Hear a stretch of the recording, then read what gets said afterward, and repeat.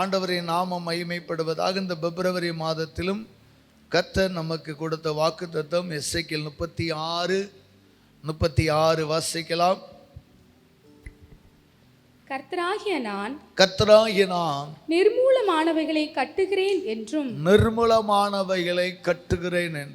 பாழானதை பயிர்நிலமாக்குகிறேன் என்றும் அப்பொழுது உங்களை சுற்றிலுமுள்ள மீதியான ஜாதிகள் அறிந்து கொள்வார்கள். கர்த்தராகிய நான் இதை சொன்னேன், இதை செய்வேன். சொன்னதை செய்கிற நல்ல ஆண்டவர். ஆமென் சொல்லுவோமா? கர்த்தராகிய நான் சொன்னா செய்வேங்கிறாரு. நீங்க கேட்டீங்கன்னா நம்புங்க. ஆமென். அவர் சொன்னதை செய்வாரு. நீங்க காதுள்ளவர் கேட்க கடவனார். காது இருக்கு, கேட்கறது மட்டும் இல்ல, விசுவாசிங்க. அப்ப தேவனுடைய வார்த்தை சொல்லுகிறது, கர்த்தராகிய நான் நிர்மூலமானவைகளை கட்டுகிறேன். நிர்மூலமானது என்றால் ஒரு பில்டிங், ஒரு கட்டடங்கள் தகர்க்கப்பட்டு பாழாக்கப்பட்டு அடையாளமே தெரியாமல் எந்த பக்கம் வாசல் இருந்துச்சு, எந்த பக்கம் ஜன்னல் இருந்துச்சுன்னு தெரியாத ஒரு தரைமட்டமான ஒரு கட்டடத்தை மீண்டும் அதே ஸ்தானத்தில் அதே பொலிவோடு கட்டப்படுதல், அதைத்தான் ஆண்டவர் செய்வேன் என்கிறார். அன்பானவர்களே, ஆண்டவர் எப்படியெல்லாம் செய்கிறார் அதைத்தான் இன்றைக்கு நாம் தியானிக்க போகிறோம். சும்மா செய்வார் அப்படின்னு இருக்கக்கூடாது. அதை எப்படி செய்கிறார் இன்றைய தியானத்திற்காக நாம் எடுத்துக்கொள்ளும் போது ஏசாயா 40வது அதிகாரம் முதல் வசனம். ஏசாயா 40:1. என் ஜனத்தை ஆற்றுங்கள் தேற்றுங்கள். போதும். என் ஜனத்தை ஆற்றுங்கள் தேற்றுங்கள். அல்லேலூயா. என் ஜனத்தை ஆற்றுங்கள் தேற்றுங்கள். ஆண்டவரின் விருப்பம் அவருடைய ஜனங்கள் காயம் கட்டப்பட வேண்டும். அன்புக்குரியவர்களே, இந்த ஏசாயா தீர்க்க தரிசன புத்தகம் மொத்தம் எத்தனை அதிகாரம்? 67 அதிகாரங்கள்.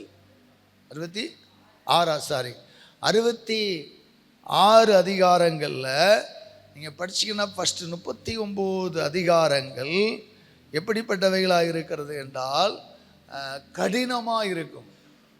ஐயோ, கேடு, பாவம், சாபம் அப்படின்னே தான் வரும். 39 வரைக்கும் இஸ்ரவேல் ஜனங்களை தேவன் கடிந்து கொள்ளுகிறதும் சத்தியங்களை உணர்த்துகிறதுமா தான் இருக்கும். இடையில ஒரு சில வாக்குத்தத்தம் வரும். ஆனால் அந்த 40வது அதிகாரத்துக்கு அப்புறம்தான் ஆறுதலும் தேறுதலும் வருகிறது. அதில் ஒரு விசேஷித்த விதமாக இந்த 40க்கு அப்புறம் அந்த ஆறுதல் தேறுதல் எல்லாம் நியூ டெஸ்டமெண்ட்டுக்கு ஒத்துப்போகிற தீர்க்க தரிசனத்தின் நிழலாட்டமாக இருக்கும்.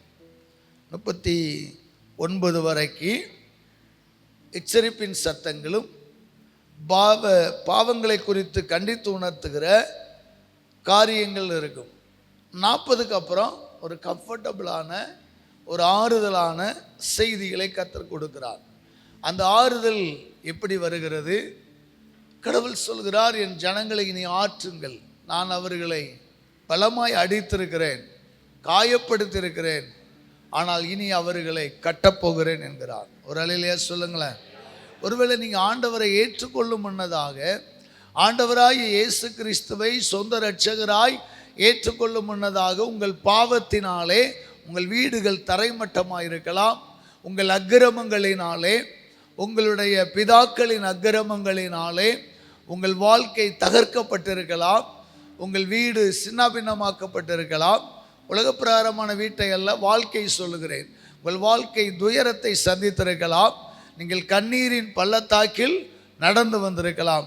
ஆனால் கர்த்தராகிய ஆண்டவர் இன்று நமக்கு சொல்லுகிறார், என் ஜனத்தை ஆற்றுங்கள், என் ஜனத்தை தேற்றுங்கள். எப்படி ஆண்டவர் ஆற்றுகிறார் வாசிக்கலாம். 2வது வசனத்திலிருந்து 5 வரை நாம் வாசிக்க கேட்போம். எருசலேமுடன் பட்சமாய் பேசி அதன் போர் முடிந்தது என்றும் அதன் அக்கிரமம் நிவர்த்தி ஆயிற்று என்றும் அது தன் சகல பாவங்களின் நிமித்தமும் கர்த்தரின் கையில் இரட்டிப்பாய் அடைந்து தீர்ந்தது என்றும் அதற்கு கூறுங்கள் என்று உங்கள் தேவன் சொல்லுகிறார். எருசலேமோடு பட்சமாய் பேசுங்கள். எருசலேமோடு, தேவ ஜனங்களோடு, என் ஜனங்களோடு பட்சமாய் பேசுங்கள், போர் முடிந்தது. சொல்லுங்க. சொல்ல மாட்டேங்க. நமக்கு என்ன கவலைன்றீங்க? நீங்கள் வளைகுடா நாடுகளை பாருங்கள். ஆப்ரஹாம் லிங்கன் என்கிற ஒரு பெரிய கப்பலை கொண்டு வந்து அமெரிக்கா ஈரான் அருகிலே நிறுத்தி உலகத்தையே பயங்காடிக்கிட்டு இருக்கு.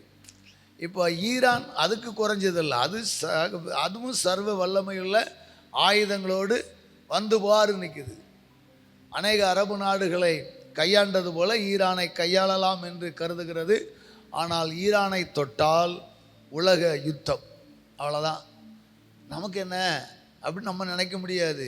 நம்ம நாடு அப்படியே பாலிஷ்டான நாடு, எப்போதுமே அப்படிதான். இந்தியா வந்து அப்படியே உனக்கு ஒரு தோத்திரம் உனக்கு ஒரு தோத்திரம், ரெண்டு பேரும் எண்ணி விட்டுருங்கப்பா, இந்த விளையாட்டுக்கு நான் வரல. சமாதான உடன்படிக்கைகளை நிறைவேற்றுகிற ஒரு நாடு அந்த காலத்தில் இருந்து. ஆனாலும் கூட சில நேரங்களில் இஸ்ரவேலுக்கு சப்போர்ட்டாக இருக்குது. இப்போது இஸ்ரவேல் வேறு நடக்கும்போது இஸ்ரவேலுக்கு சப்போர்ட்டாக இருக்குது. அப்போது அமெரிக்கா கூட இஸ்ரவேல் கண்டிப்பாக சேரும். அமெரிக்க ஐக்கிய படைகளுக்கு இஸ்ரவேல் கை கொடுக்கும். அப்போ இந்தியாவின் நிலை என்ன நமக்கு தெரியாது. அரசியல் எப்படி மாறுங்கிறது தெரியாது. மாறிச்சுன்னா மிகப்பெரிய யுத்தம், மிகப்பெரிய அபாயத்தை நாம் சந்திக்க வேண்டும். அதில் தூத்துக்குடிக்கு வெரி வெரி டேஞ்சர்ஸ். துறைமுக பட்டணங்களை தான் எதிரிகள் தாக்குவார்கள். துறைமுக பட்டணம், விமான தளங்கள், கப்பல் முனையங்கள், அணுசக்திகளோடு கூட இயங்குகிற ஃபேக்ட்ரிஸ் எல்லாமே தூத்துக்குடியில் இருக்குது. தூத்துக்குடியில் இல்லாத செல்வங்கள் இல்லை, தாக்கப்படும். இப்படிப்பட்ட ஒரு அபாய கட்டத்தில் இருக்கிறோம். அதே போல தான் ஆண்டவர் சொல்கிறார், எருசலேமோடு பட்சமாய் பேசி அதன் போர் முடிந்தது என்று சொல்லுங்கள். அல்லேலூயா, அல்லேலூயா. அதே போல் பக்கத்தில் நீங்கள் கை கொடுத்து சொல்லுங்கள், போர் முடிந்தது. எருசலேமின் போர் அல்ல, உங்கள் போர், உங்கள் போர், உங்கள் யுத்தம், உங்கள் வாழ்விலே காணப்படுகிற தரித்திரத்தின் யுத்தங்கள், ஆமாம், சமாதானத்தை கெடுக்கிற யுத்தங்கள் முடிந்தது என்று சொல்லுங்கள். என் ஜனங்களுக்கு கூறுங்கள் என்று சொல்லுகிறார். கூறுங்கள் என்றால் கூறணும், அதான் கூற சொன்னேன். ஆமாம், கூறுங்கள் என்றால் கூறணும். எப்படி கூறணும்? முகத்தை பார்த்து நல்லா கூறணும், சந்தோஷமாக கூறணும். கவலைப்படாதீங்க பிரதர், உங்கள் யுத்தம் முடிந்தது. அல்லேலூயா. கவலைப்படாதீங்க சிஸ்டர், நம்முடைய யுத்தம் முடிந்தது. ஆமென் சொல்லுங்களேன். ஆண்டவர் சொல்கிறார் அடுத்து, கர்த்தருக்கு வழியை ஆயத்தப்படுத்துங்கள், அவாந்திர வெளியிலே நம்முடைய தேவனுக்கு பாதையை செவ்வை பண்ணுங்கள் என்றும், பள்ளமெல்லாம் உயர்த்தப்பட்டு, பள்ளங்கள்லாம் உயர்த்தப்பட்டு, சகல மலையும் குன்றும் தாழ்த்தப்பட்டு, சகல மலையும் குன்றும் தாழ்த்தப்பட்டு, கோணலானது செவ்வையாகி, கோணலானது செவ்வையாகி, கரடு முரடானவை சமமாக்கப்படும் என்றும், கரடு முரடானவை சமமாக்கப்படும் என்றும், கர்த்தரின் மகிமை வெளியரங்கமாகும், கர்த்தரின் மகிமை வெளியரங்கமாகும், மாம்சமான யாவும் அதை ஏகமாய் காணும், மாம்சமான யாவும் அதை ஏகமாய் காணும், கர்த்தரின் வாக்கு அதை உரைத்தது என்றும், கர்த்தரின் வாக்கு உரைத்தது என்றும், வனாந்தரத்திலே கூப்பிடுகிற சத்தம் உண்டாயிற்று, வனாந்தரத்திலே கூப்பிடுகிற சத்தம் உண்டாயிற்று. அல்லேலூயா, அல்லேலூயா. கர்த்தர் எப்போது நம்மை தேற்றுகிறார், எப்போது நம்மை ஆற்றுகிறார் என்பதை குறித்து நாம் தியானிக்கிறோம். எப்படியெல்லாம் ஆண்டவர் ஆற்றப் போகிறார், எப்படியெல்லாம் நம்மை தேற்றப் போகிறார், அங்கே தேவனுடைய வசனம் 4வது வசனத்தை நாம் தியானிக்க போகிறோம். பள்ளமெல்லாம் உயர்த்தப்பட்டு, சகல மலையும் குன்றும் தாழ்த்தப்பட்டு, கோணலானது செவ்வையாகி, கரடு முரடானவை சமமாக்கப்படும். அதுக்கப்புறம் தான் ஆறுதல். அல்லேலூயா. அதுக்கப்புறம் தான் ஆறுதல். அன்பானவர்களே, அங்கே நாம் பார்க்கின்ற பொழுது பள்ளமெல்லாம் உயர்த்தப்பட்டு சகல மலையின் குன்றும் தாழ்த்தப்பட வேண்டும். இங்கே இந்த வார்த்தை எப்படி நிறைவேறுகிறது? இஸ்ரவேல் ஜனங்கள் எகிப்திலே அடிமைப்பட்டு கஷ்டங்களை அனுபவித்தார்கள். பின்பு அவர்கள் பாபிலோனுக்கு அடிமைப்பட்டு போகிறார்கள். பாபிலோனிலே சிறைப்பட்டார்கள். பாபிலோனிலே சிறைப்பட்டு போனவர்கள் தேவனிடத்தில் விடுதலைக்காய் மன்றாடுகிறார்கள். எங்களுக்கு எப்போ ஆண்டவரே இந்த விடுதலை கிடைக்கும், எங்களுக்கு எப்போது ஒரு மனமகிழ்ச்சி உண்டாகும் என்று. அப்போதுதான் ஆண்டவர் இந்த ப்ராபஸி உரைக்கிறார். எப்படி உன் வாழ்க்கை விடுதலை ஆகும், எப்படி உனக்கு சமாதானம் காணப்படும், எப்பொழுது உனக்கு விடுதலை உண்டாகும் என்று தேவன் சொல்லுகிறார். அங்கே தேவன் சொல்லும்போது சொல்லக்கூடிய வார்த்தை, நீ இப்படியே இருக்க மாட்டாய். நீ கடக்கிற பள்ளத்தாக்குகள், இந்த பள்ளத்தாக்குகள், நீ கடந்து வந்த பள்ளத்தாக்குகள், எட்ட முடியாத மலைகள், பறிக்க முடியாத குன்றுகள், தொட முடியாத சிகரங்கள் எல்லாம் தாழ்த்தப்படும். அல்லேலூயா. பள்ளங்கள், பள்ளங்கள் என்றால் யோசேப்பை பள்ளத்தில் போட்டாங்க, அவனால் உயர வர முடியல, கதறினான். கடைசி அவன் சகோதரர்கள் மனமாறி தூக்கினார்கள். அதே போல் பள்ளம் என்பது எதை குறிக்கிறது என்றால் நம்முடைய கஷ்டங்களை குறிக்கிறது. சில பேர் சொல்லுவாங்க, எவ்வளோதான் சம்பாதிச்சாலும் ஓட்டப்பையில் போடுற மாதிரி இருக்கு, ஒன்றுமே இல்லை, வீடு பள்ளமாகவே இருக்குது, ஒரு நிறைவு இல்லை, சமாதானம் இல்லை, அதுக்கு பேர் தான் பள்ளம். அடுத்து குன்றுகள், மலைகள். சில நேரங்களில் நாம் அடைய வேண்டிய லக்குகளை அடைய முடியாதபடி லக்குகள் சிகரம் போல உயரமாக இருக்கிறது, ஏற முடியவில்லை, பயணிக்க முடியவில்லை. அப்படிப்பட்ட குன்றுகள், கரடு முரடான பாதைகள், நம்முடைய சைக்கிளும் ஓட்ட முடியல, பைக்கும் ஓட்ட முடியல, ஆஃப் ரோடுமாங்க, அதான் கரடு முரடான ரோடு. இவைகளையெல்லாம் நான் கடந்து வர பண்ணுவேங்கிறார். அல்லேலூயா. உங்கள் பள்ளத்திலிருந்து உங்களை தூக்கி விடுவேன், தொட முடியாத சிகரங்களை தொடுவீர்கள், பிரயாணிக்க முடியாத கரடுமுரடான பாதைகளை சமமாக்குவேன். இதற்கு என்ன செய்யணும், அதையும் கர்த்தரை சொல்லுகிறார். கர்த்தரின் மகிமை வெளியரங்கமாகும். அல்லேலூயா. எப்போது இது நடக்குமா? கடவுளுடைய மகிமை பிரசன்னம் வெளியரங்கமாகும், மாம்சமான யாவும் அதை ஏகமாய் காணும். கர்த்தரின் வாக்கு உரைத்தது, நான் சொன்னேன் அதை செய்வேன். கர்த்தருடைய வாக்கு உரைத்தது என்று சொல்லுகிறார். அப்போ இந்த மகிமை வெளிப்படுகிற நாள் எப்போது?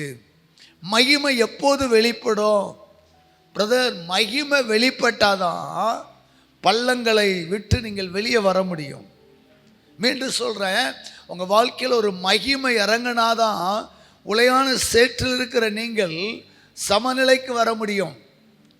மகிமை வெளிப்பட்டாதான் நீங்கள் தொடக்கூடிய லக்குகளை, அடையக்கூடிய வெற்றிகளை அடைய முடியும். மகிமை வெளிப்பட்டாதான் உங்கள் பாதைகள், கரடுமுரடான பாதைகள் விலகி சமமான பாதைக்கு போவீங்க. சரி, மகிமை எப்படி வெளிப்படும்? வாசிக்கலாம். கர்த்தரின் மகிமை வெளியரங்கமாகும், மாம்சமான யாவும் அதேகமாய் காணும். இந்த வார்த்தையை கர்த்தர் எங்கே கொண்டு வருகிறார்? நான் சொன்னேன் 40க்கு அப்புறம் நியூ டெஸ்ட்மெண்ட் ரிலேட்டடான வார்த்தைகள், 40க்கு அப்புறம் இயேசு கிறிஸ்துவோடு கூட ஒப்பிட்டு பேசுகிற தீர்க்க தரிசனங்கள் அநேகம் இருக்கிறது. அதனால் புதிய ஏற்பாட்டில் இதே வசனத்தை ஆண்டவர் எழுதியிருக்கிறார். வாசிக்கலாம். லூக்கா 3வது அதிகாரம் 4வது வசனம்.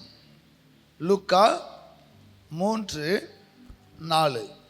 பள்ளங்கள் எல்லாம் நிரப்பப்படும், பள்ளங்கள் எல்லாம் நிரப்பப்படும், சகல மலைகளும் குன்றுகளும் தாழ்த்தப்படும், சகல மலைகளும் குன்றுகளும் தாழ்த்தப்படும், கோணலானவைகள் செவ்வையாகும், கோணலானவைகள் செவ்வையாகும், கரடானவைகள் சமமாகும் என்றும், கரடானவைகள் சமமாகும் என்றும், மாம்சமான யாவரும் தேவனுடைய ரட்சிப்பை காண்பார்கள் என்றும், தேவனுடைய ரட்சிப்பை காண்பார்கள் என்றும், வனாந்தரத்திலே கூப்பிடுகிறவனுடைய சத்தம் உண்டாகும் என்று, வனாந்தரத்திலே கூப்பிடுகிறவனுடைய சத்தம் உண்டாகும் என்று ஏசாயா தீர்க்கதரிசியின் ஆகமத்தில் எழுதியிருக்கிற பிரகாரம், ஏசாயா தீர்க்கதரிசன ஆகமம் 40வது அதிகாரத்தில் எழுதியிருக்கிறபடி ஆகும்.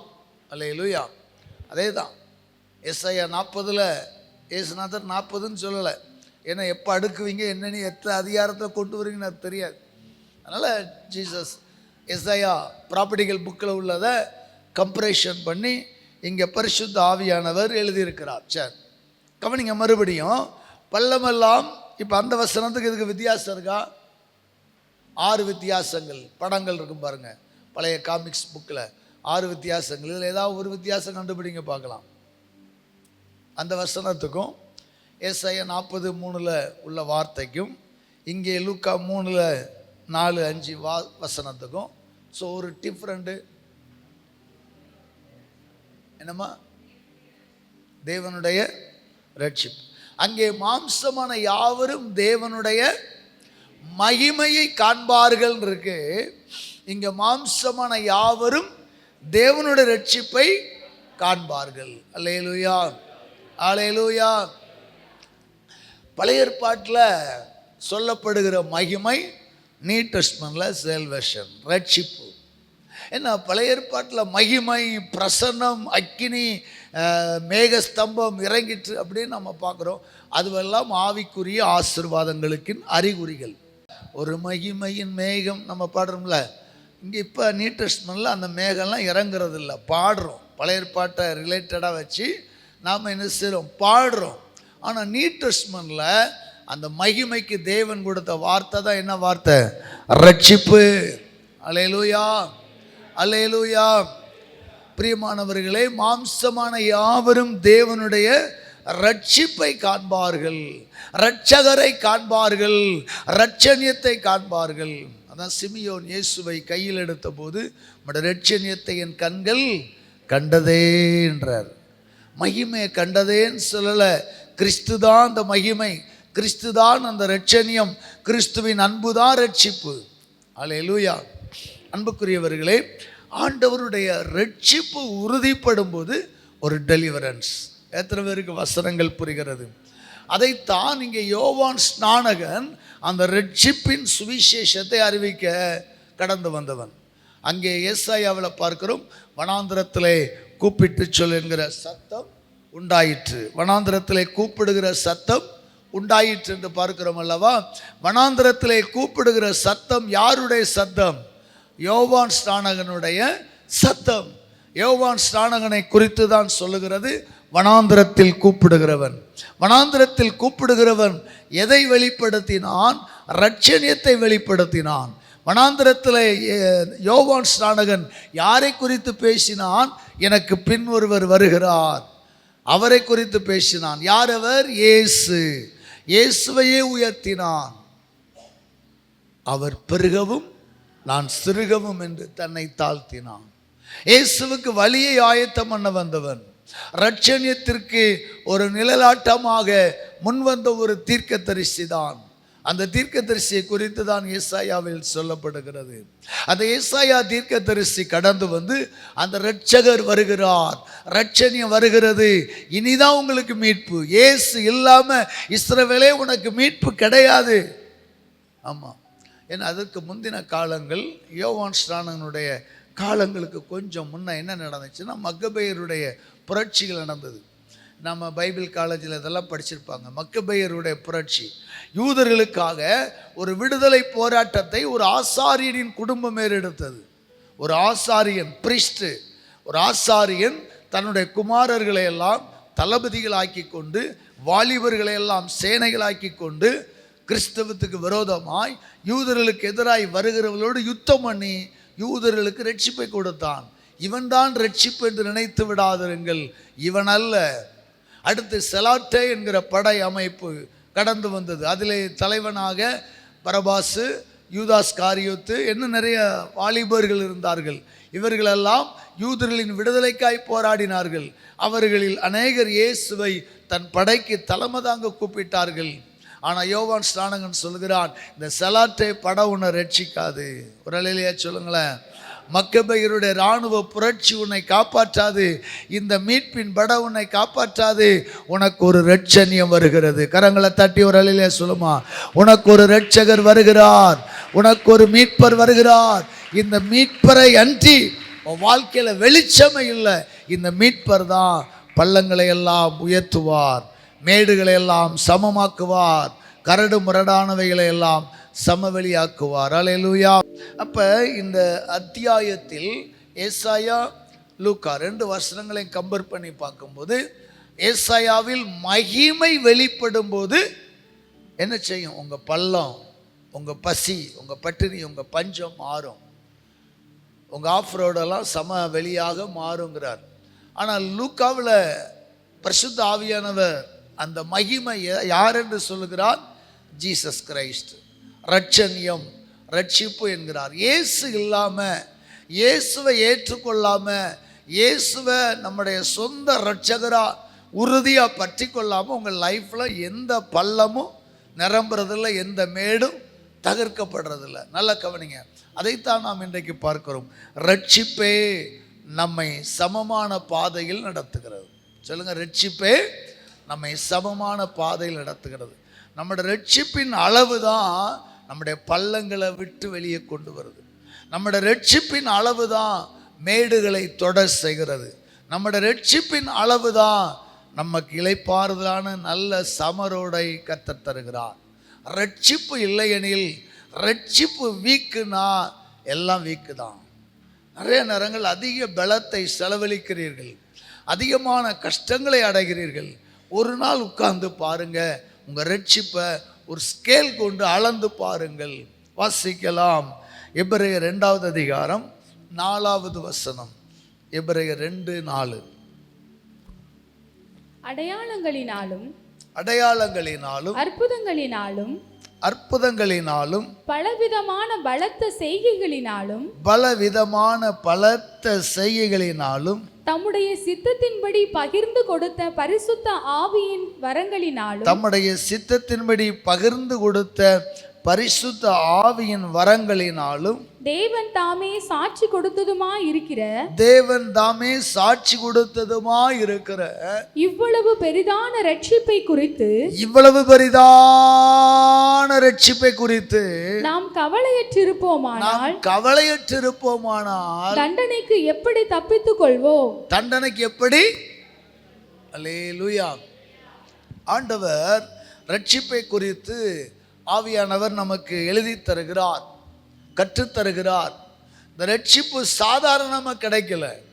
எங்க ரட்சிப்பு என்பது நீங்கள் இந்த சபைக்குள்ளே வந்த உடனே பெற்றுக்கொள்ளக்கூடிய காரியம் அல்ல. இந்த சபைக்குள்ளே வந்தால் அன்னைக்கு ஒரு காலண்டர் கேட்டால் தருவோம், ஒரு தண்ணி கேட்டால் தருவோம், இதை தான் செய்வோம். ரட்சிப்பு என்பது சர்ச்சினுடைய கேட்டில் நுழைவாயில் கிடைக்கக்கூடியது கிடையாது. வேதம் சொல்லுது அடையாளங்களினாலும், சொல்லுங்க அற்புதங்களினாலும். இங்கே இருக்கிற நம்மில் அநேகர் எப்படி ரட்சிக்கப்பட்டோம்? அடையாளங்கள், அற்புதங்களால். 99% மக்கள் அடையாளங்களினால், அற்புதங்களினால் நாம் ரட்சிக்கப்பட்டோமா இல்லையா? கேட்டு பாருங்க, உங்களை நீங்களே கேட்டு பாருங்க.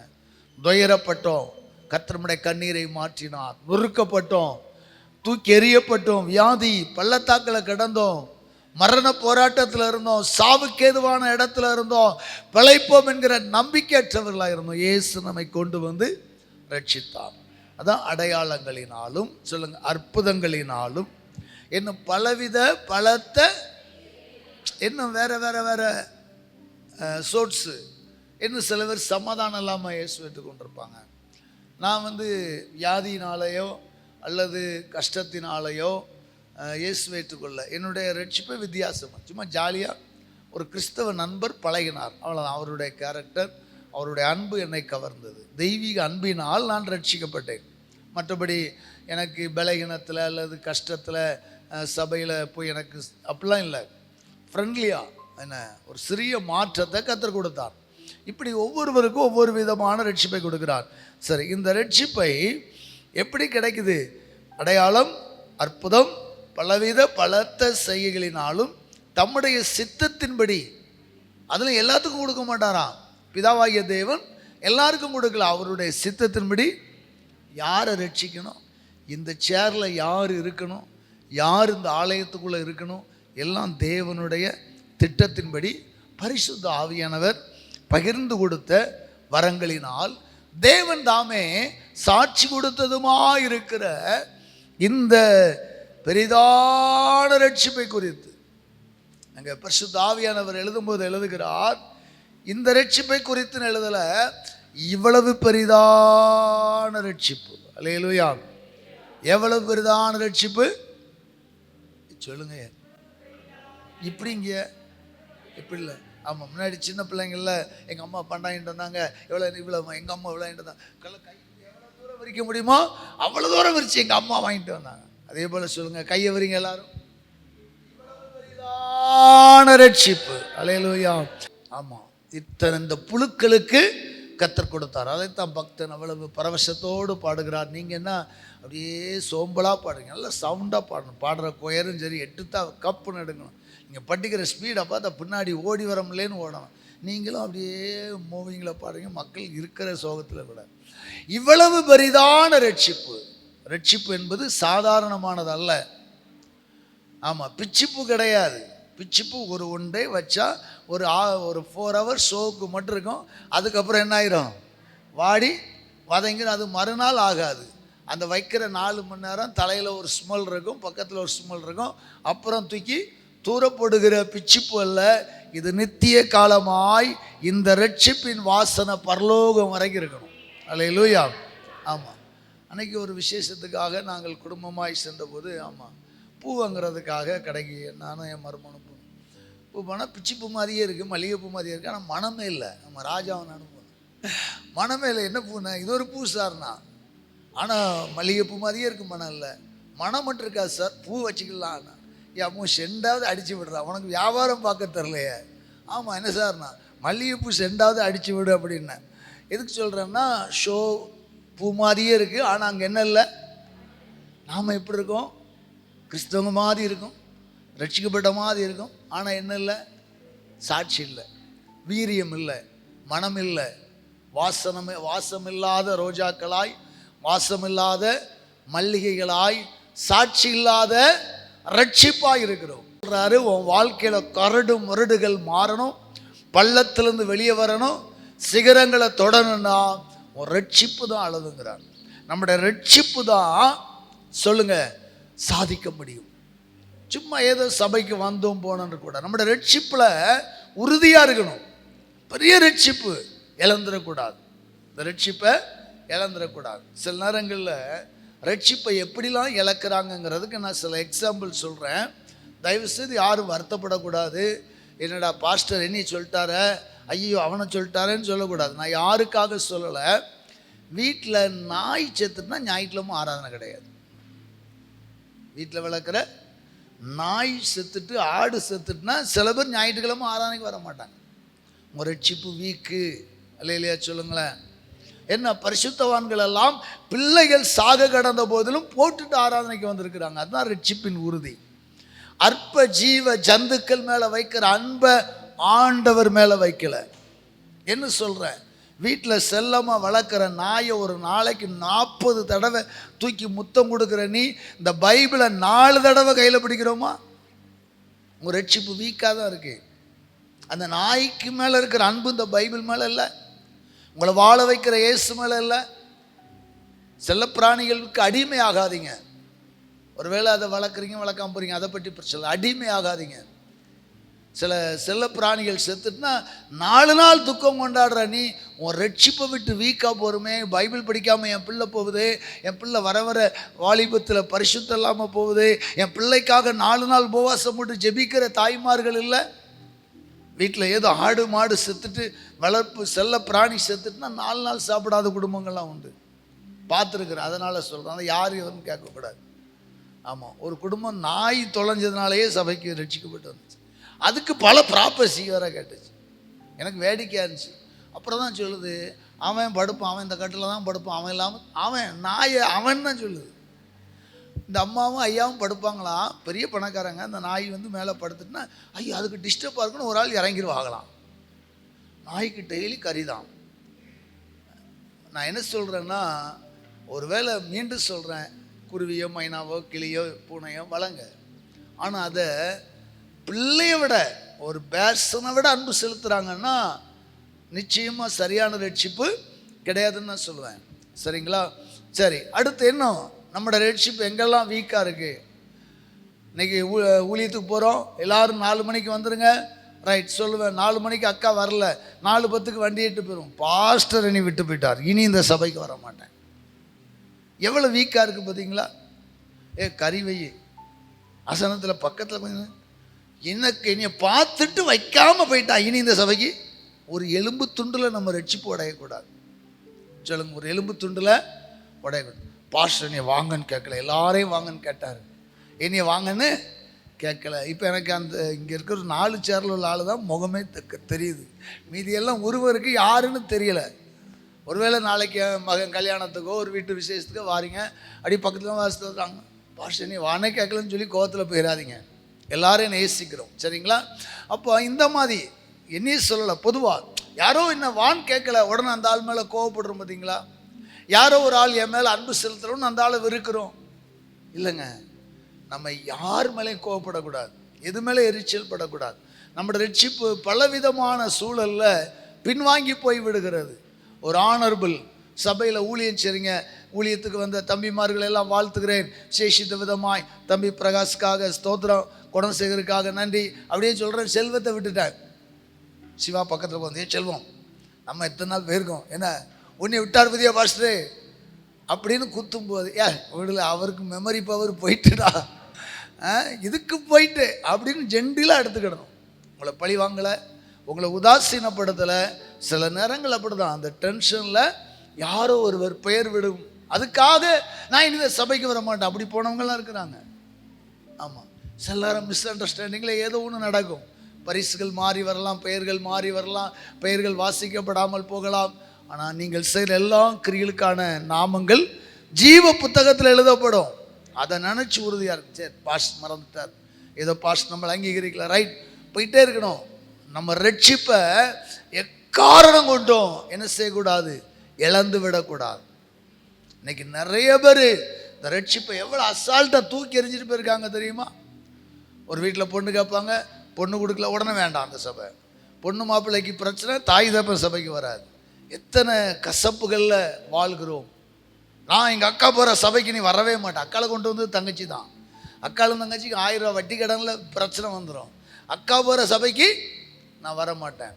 நாங்கள் பூர்வீக கிராமத்தில் வளர்ந்தவங்க, சிலுவப்பட்டி, ராஜபாளையம், வெள்ளப்பட்டி, இந்த மாதிரி பூர்வீக கிராமம் இருக்குது பாருங்கள்.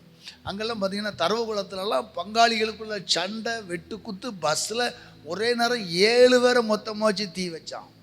தீ வச்சு குடும்பம் செத்தவனும் அந்த கோயிலுக்கு தான் போகிறான், தீ வச்சவனும் அந்த கோயிலுக்கு தான் போகிறான். வேற ஒரு சபை கட்டலை, வேற ஒரு கோயிலுக்கு போகலை, அதே ஊரில் தான் இருக்கான். திருவிழாவா ஒன்று போல் ட்ரெஸ் எடுக்கிறான், அசனமாக ஒன்று போல் ட்ரெஸ் எடுக்கிறான், ஒன்று போல் ஜாலியாக கொண்டாடுறான். ஆனால் பெந்தகோஸ்தே ரட்சிப்பு தான். இனிமேல் அந்த சபைக்கு, ஆமாம், எங்கள் அம்மா போகிற சபைக்கு வர மாட்டேன், எங்கள் அக்கா போகிற சபைக்கு வர மாட்டேன், எங்கள் அண்ணன் போகிற சபைக்கு நான் வர மாட்டேன். ஃபஸ்ட் உங்கள் மேலே எனக்கு வருத்தம் இல்லை, எங்கள் அக்கா வரால அதனால் வர மாட்டேன். என்ன ரட்சிக்கப்படுறீங்க யோசித்து பாருங்கள்.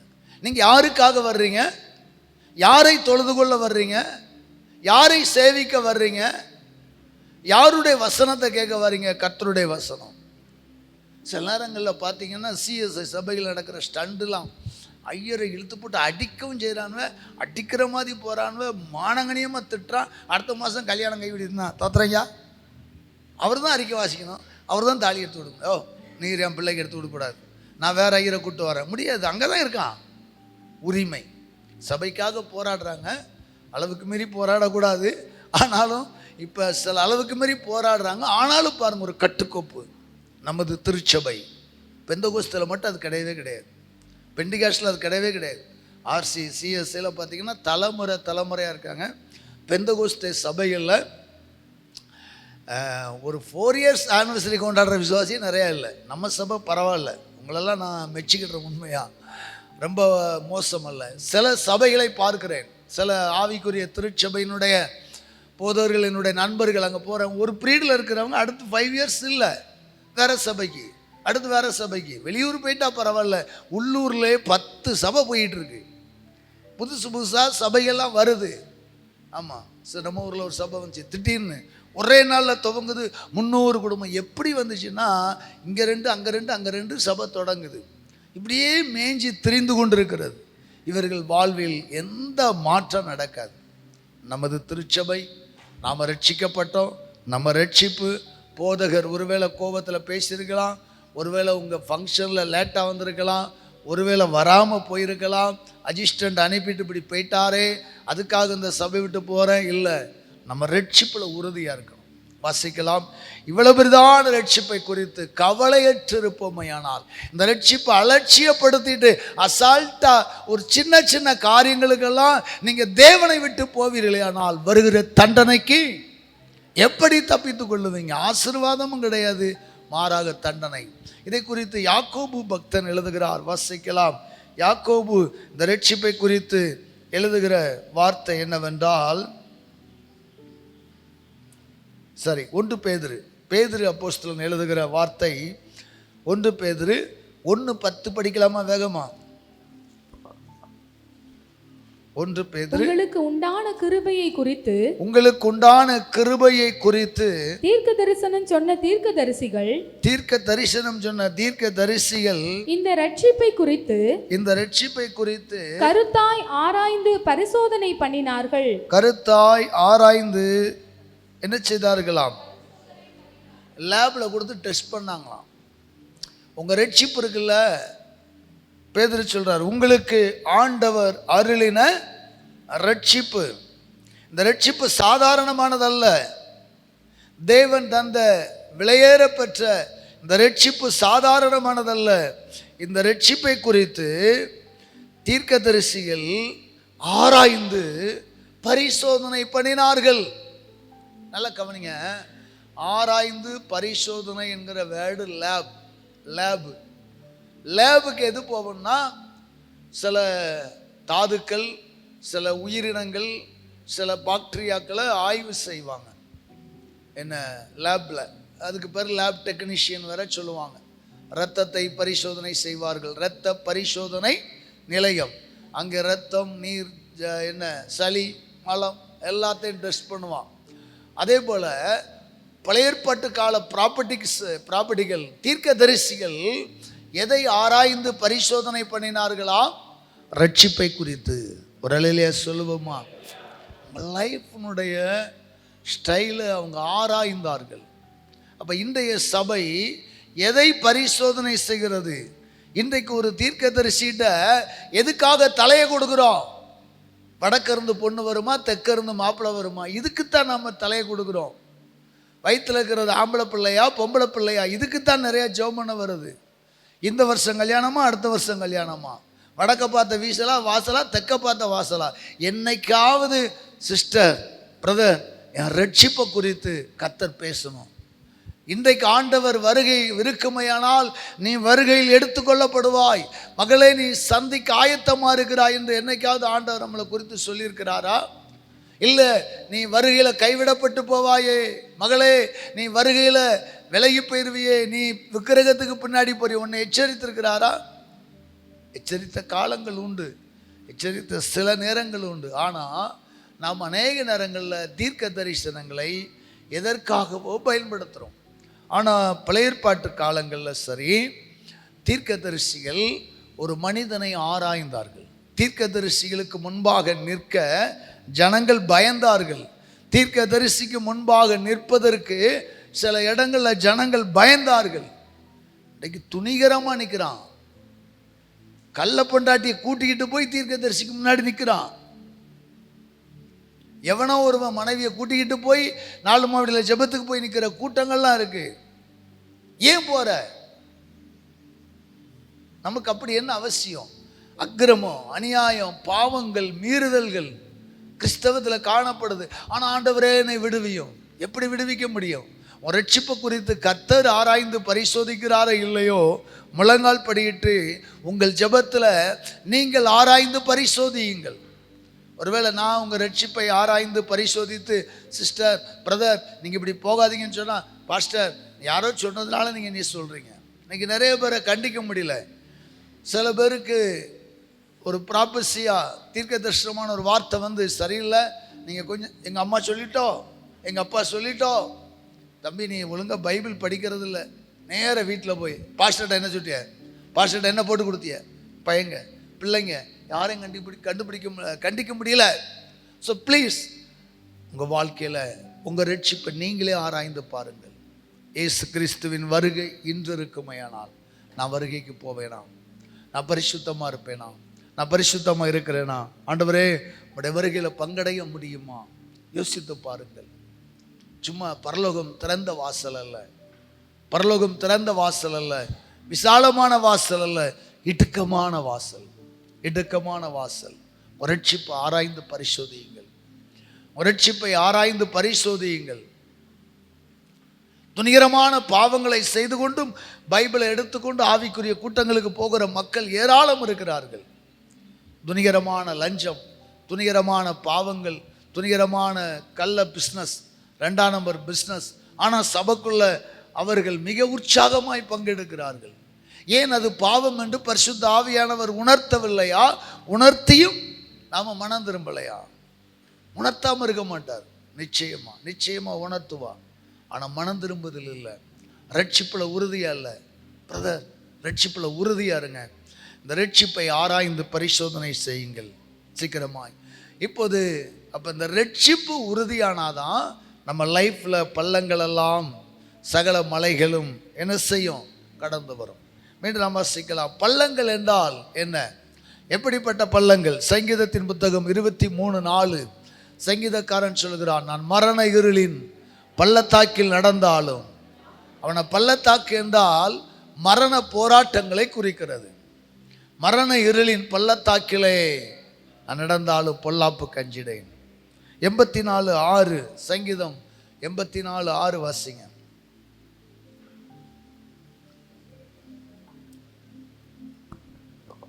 அழுகையின் பள்ளத்தாக்கை உருவ நடந்து, அழுகையின் பள்ளத்தாக்கை உருவ நடந்து அதை நீரூற்றாக்கி கொள்ளுகிறார்கள். அதை நீரூற்றாக்கி கொள்ளுகிறார்கள். மழையும் குளங்களை நிரப்பும். அழுகையின் பள்ளத்தாக்கு, கண்ணீரின் பள்ளத்தாக்கு, மரணத்தின் பள்ளத்தாக்கு. எரேமியா 7:31-32 இன்னோமின் குமாரனின் பள்ளத்தாக்கு, விக்கிரக வழிபாடுகளின் பள்ளத்தாக்கு, தன் பிள்ளைகளை தீ மிதிக்க பண்ணுகிற பள்ளத்தாக்கு, தன் பிள்ளைகளை பேய்க்கு பலியிடுகிற பள்ளத்தாக்குகள் இன்னோமின் பள்ளத்தாக்கு. இப்படி நாம் நிறைய பள்ளத்தாக்குகளுக்குள்ளே கிடக்கிறோம். அன்பானவர்களே, இந்த பள்ளத்தாக்குகளை ஆண்டவர் சமமாக மாற்றப் போகிறார். அல்லேலூயா. நீங்கள் அழுகையின் பள்ளத்தாக்கில் கடந்து வந்திருக்கலாம், மரண இருள் என்னும் பள்ளத்தாக்கில் கடந்து வந்திருக்கலாம், விக்கிரக வழிபாடு என்னும் பள்ளத்தாக்கில் கடந்து வந்திருக்கலாம். பள்ளத்தாக்கு என்பது வீழ்ச்சியை குறிக்கிறது. பள்ளத்தாக்கு என்பது ஒரு சாக்கடையை குறிக்கிறது. பள்ளத்தாக்கு என்பது ஒரு தோல்வியை குறிக்கிறது. கர்த்தர் சொல்லுகிறார், இந்த பள்ளத்தாக்குகளெல்லாம், பள்ளங்களெல்லாம் என்ன செய்ய போகிறது? உயர்த்தப்பட போகிறது. எப்படி உயர்த்தப்படும்? ஒரு முறை ஒரு கழுதை பயனற்றதாக, பொதி சுமக்காததாக, அது முரட்டாட்டம் பிடித்ததாக இருந்தது. அப்போது அந்த கழுதையை கொண்டுவிட தீர்மானித்தான். ஒரு பாலடைந்த கிணறு கிடந்தது. அந்த கிணற்றிலே கழுதையை தூக்கி போட்டார்கள். தூக்கி போட்டு மண்வெட்டியை வச்சு மணலை வாரி வாரி கொட்டினார்கள். என்ன நடந்தது? சில நிமிடங்களில் கழுதை வெளியே வந்தது. எப்படி வெளியே வந்தது என்றால், மண்ணை தூக்கி போடும்போது கண்ணை மூடிக்கிடும். கண்ணை மூடிட்டு அப்படியே ஒரு சிலுத்து விடும். ஒரு 1/2 இன்ச்சு மண் மேலே இறக்கிடும்.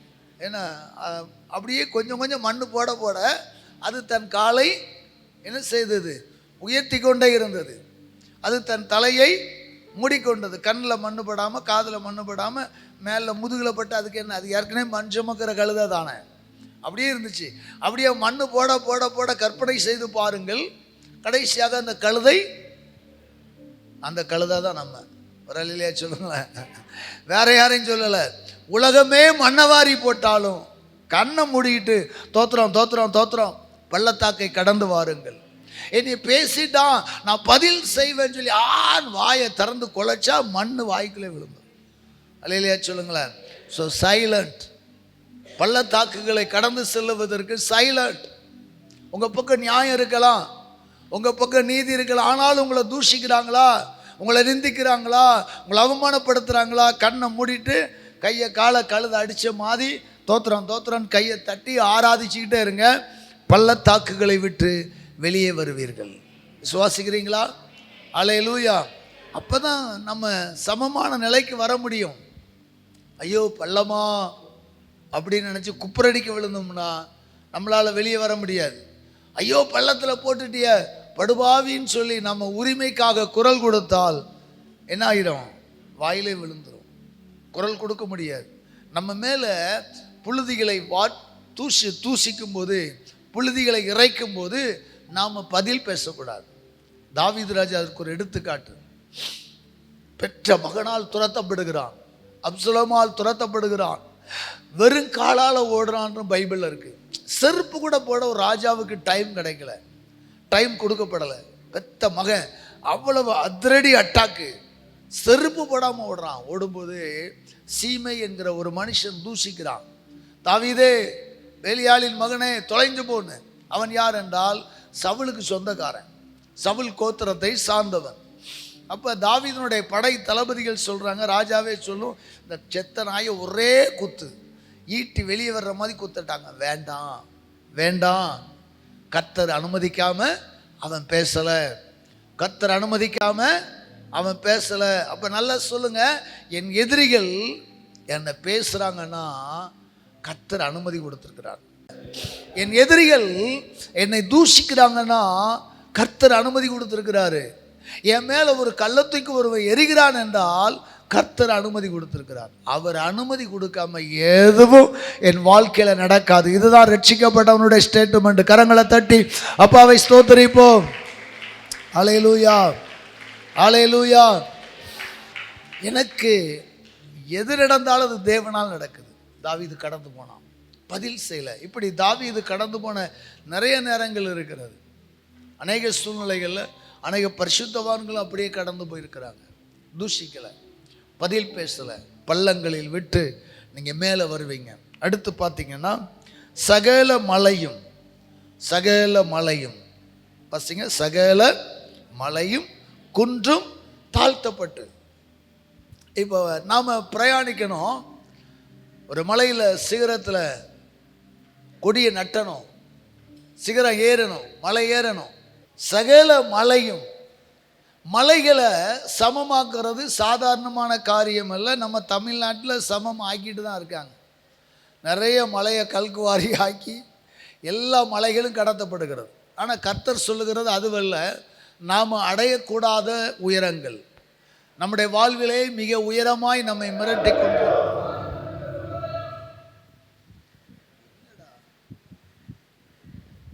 பிரைஸ்கர், என்ன பயங்காடிட்டே இருக்கிய? ஸ்பீக்கர் தானா பாடுதா? எஃப்எம் கனெக்ட் ஆகுதா?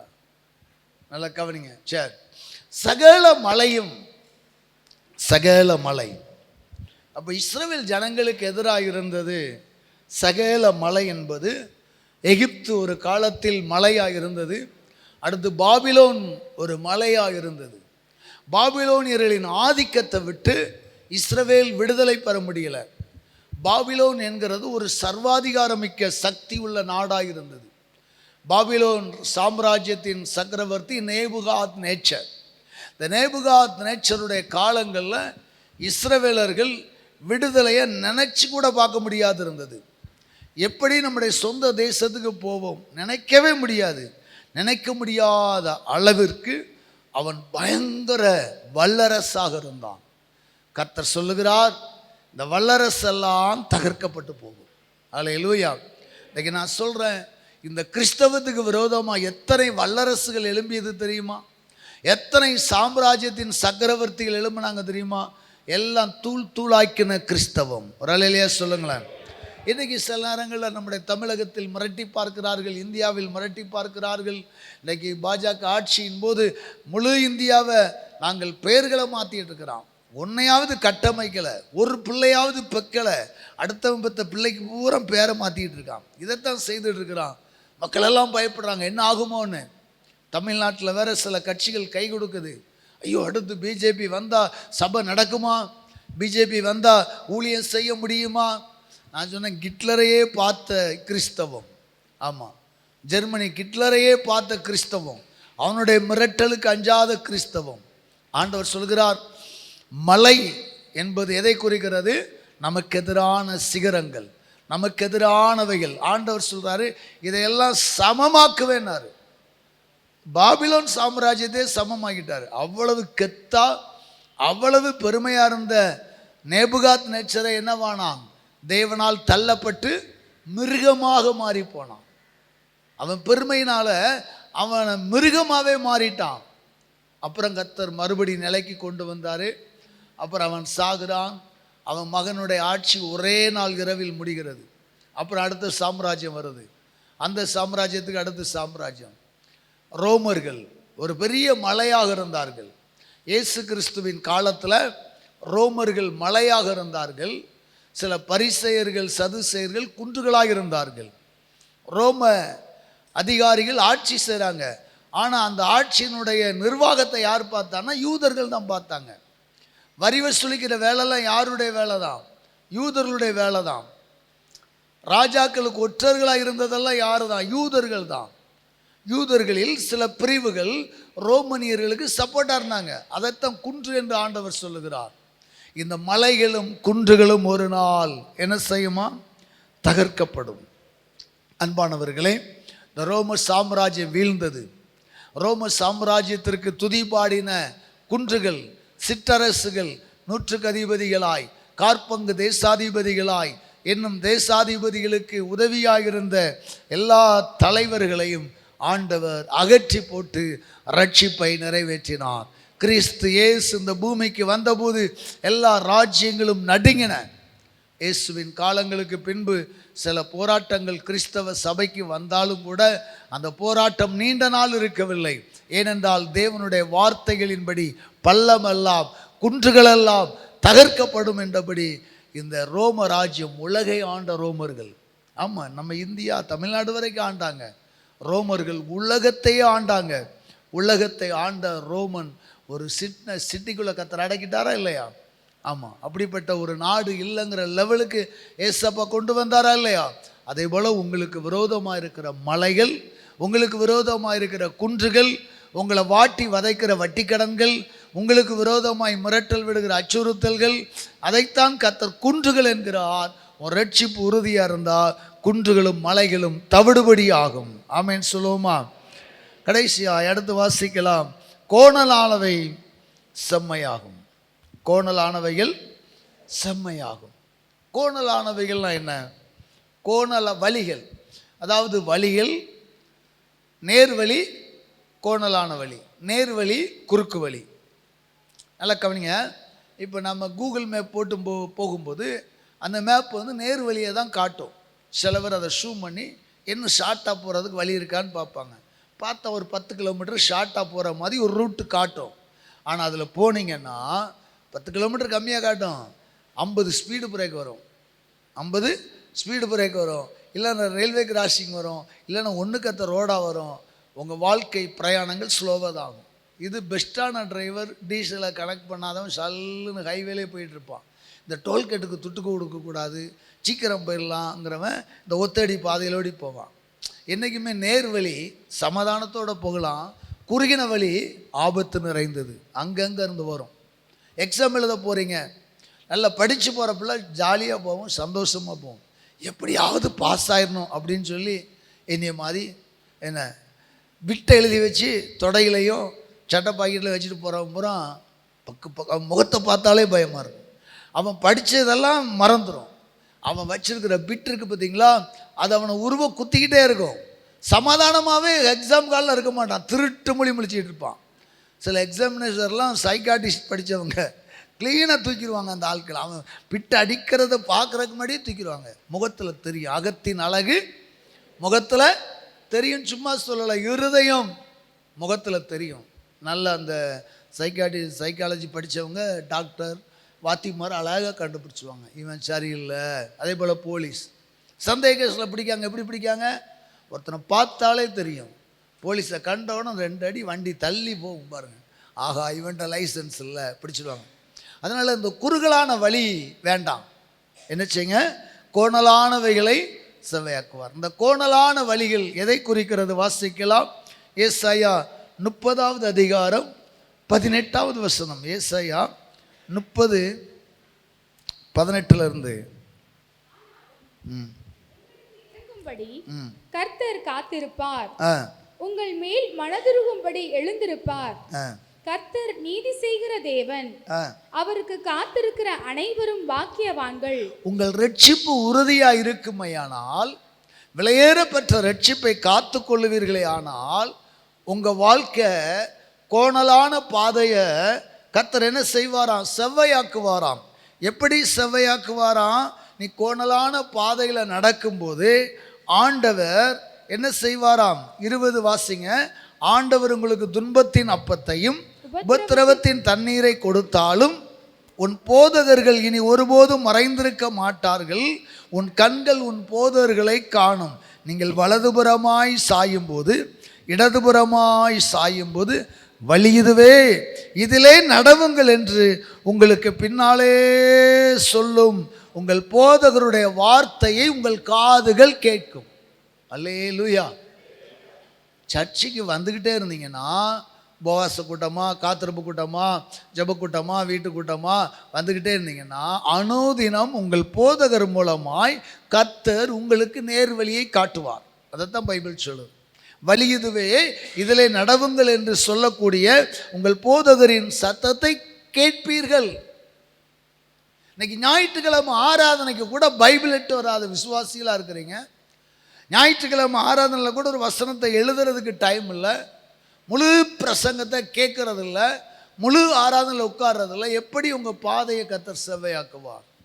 யோசித்து பாருங்கள்.